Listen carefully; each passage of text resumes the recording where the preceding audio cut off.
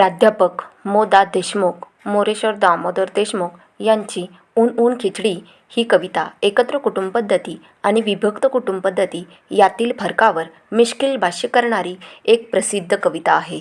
ऊन ऊन खिचडी संपूर्ण कविता.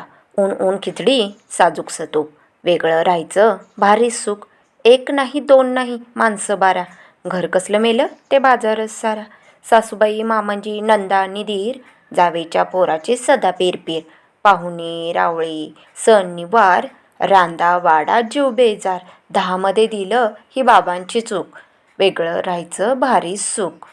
सगळ्यांना वाटतं माझं घर प्रेमळ, प्रेमळ प्रेमळ म्हटलं तरी सासू ती सासू, अन एवढासा जीव झाला तरी विंचू तो विंचू. चिमुकली नणंदबाई चुगलीत हलकी, विधभर लाकडाला हातभर जिलपी, बाबांची माय काय मामांजींना येते, पाणी तापवलं म्हणून सायका धरते, बहिणन जाऊ यात अंतरच खूप, वेगळं राहायचं भारी सुख.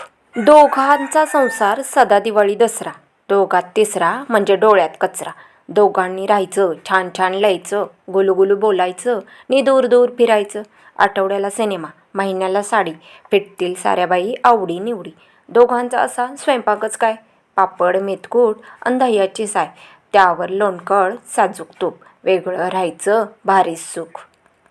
रडले पडले नि अबोला धरला, तेव्हा कुठे सगळा संसार मांडला, पण मेले यांचं काही कळतच नाही, महिन्याचा पगार कसा पुरतच नाही, साखर आहे तर चहा नाही, तांदूळ आहेत तर गहू नाही, ह्यांच्याही वागण्याची तराच नवी, घोटभर पाणी द्यायला पण बायकोच हवी. बाळ रडलं तर ते खपायचं नाही, मिनिटभर कसं त्याला घ्यायचं नाही, स्वयंपाक करायला मीच, बाळ रडलं तरी घ्यायचं मीच, भांडी घासायची मीच, आणि ह्यांची मर्जी पण राखायची मीच, जीवाच्या पलीकडे हे काम झालं खूप, वेगळं राहायचं कळायला लागलं सुख. सासूबाई रागवायच्या पण बऱ्याच होत्या, सकाळचा स्वयंपाक निदान करत तरी होत्या, मामांजी दिवसभर बाळाला घ्यायचे, बाजारात करायला भाऊजी जायचे, कामात जावेची मदत व्हायची, नणंद बिचारी उरनीपूर निस्तरायची. आता काय कुठल्या हौशीने आवडी, 12 महिन्याला एकच साडी, थंडगार खिचडी संपलंय तूप, आणि वेगळं व्हायचं कळलंय सुख. कवितेचा सारांश. सुरुवातीला एकत्र कुटुंबातील जबाबदाऱ्यांचा कंटाळा येऊन वेगळं होण्याची इच्छा धरलेली नायिका जेव्हा प्रत्यक्षात वेगळी राहते तेव्हा तिला जाणवते की एकत्र कुटुंबात कामाची विभागणी होते आणि आधार होता. शेवटी थंडगार खिचडी आणि संपलेलं तूप या ओळीतून विभक्त राहण्यातील मर्यादांवर कवीने मिश्किलपणे बोट ठेवले आहे. थँक्यू.